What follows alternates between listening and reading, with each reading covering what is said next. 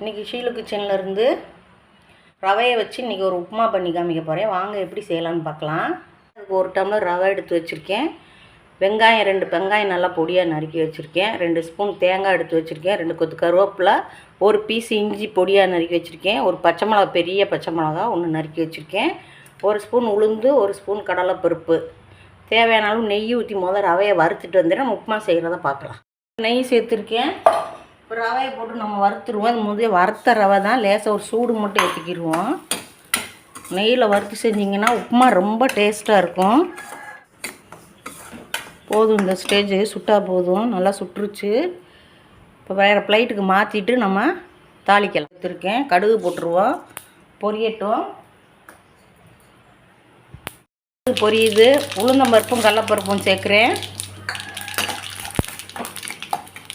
பொரியட்டும். இப்போ இந்த ஸ்டேஜில் வெங்காயம், பச்சை மிளகாலாம் சேர்த்துருவோம். இஞ்சி 3மே சேர்த்துருக்கேன். 2 கொத்து கருவேப்பிலை போடுறேன். நல்லா வதக்கிடுவோம். கலர் மாறக்கூடாது. அடிப்பதம் வந்துருச்சு. இப்போ நம்ம ரவை எடுத்த அதுலேயே நம்ம தண்ணி சேர்த்துக்கிடுவோம். 1 டம்ளருக்கு 2 டம்ளர் தண்ணி ஊற்றணும்.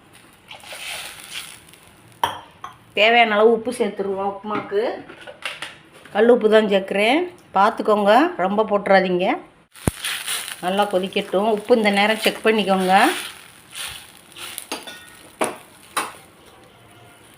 இப்போ நம்ம ரவையை சேர்த்துருவோம். பாருங்க, அடுப்பை கொஞ்சம் குறைச்சி வச்சிடணும். இப்போ நல்லா வேகட்டும்.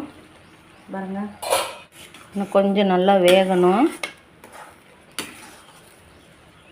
நல்லா வேகட்டும். கொஞ்சம் அடுப்பில் இருக்கட்டும். இப்போ கிண்டி விட்டுருவோம். சரிங்களா, எவ்வளோ சாஃப்டாக எப்படி இருக்குன்னு. அவ்வளோதான், உப்புமா ரெடி ஆயிடுச்சு. இப்போ இந்த ஸ்டேஜில் நம்ம 1 ஸ்பூன் நெய் ஊற்றிடுவோம். இது பாருங்க, நெய்யை ஊற்றிட்டு தேங்காய் 2 ஸ்பூன் திரி வச்சுருக்கேன், அதையும் சேர்த்து விட்டுருவோம். நல்லா கிளறிடுவோம். அடுப்பு அமர்த்திட்டேன். உப்புமா ரெடி ஆயிடுச்சு. சூப்பரான ரவா உப்புமா. நீங்களும் இதே மெத்தடில் செஞ்சு பாருங்கள். பயங்கர டேஸ்ட்டாக இருக்கும். தேங்காய் எண்ணெயிலையும் நெய்யிலையும் செஞ்சால். ஷீலு கிச்சனுக்கு லைக் பண்ணுங்கள், ஷேர் பண்ணுங்கள், சப்போர்ட் பண்ணுங்கள். நன்றி.